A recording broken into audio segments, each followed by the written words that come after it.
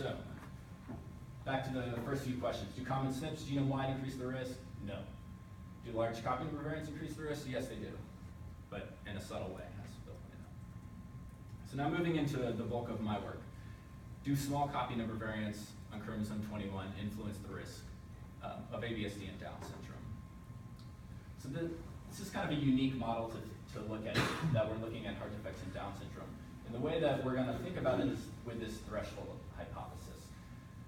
So one is that, so the expectation is that everyone with Down syndrome has 3 copies of chromosome 21 and thus 3 copies of all their genes on chromosome 21. So we hypothesize maybe that common deletions, when they fall on chromosome 21 on a Down syndrome background, actually reduces them back to disomy, and this might be protective.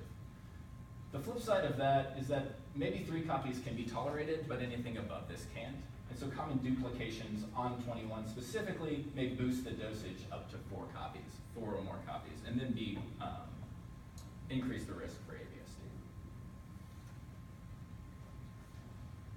So another group, this was a couple of years into my work, another group did this exact experiment, which is really exciting to see.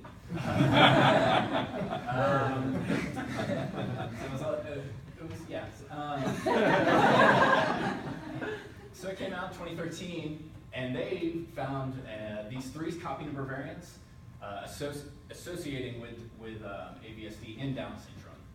So you can see for CNV1, they don't find any deletions or duplications in their control group, and they find a really high frequency, 18% had deletions, 70% had duplications.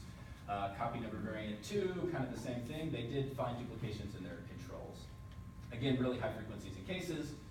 Same story here on CV3, not seeing in controls, high frequency in cases. So we're going to definitely look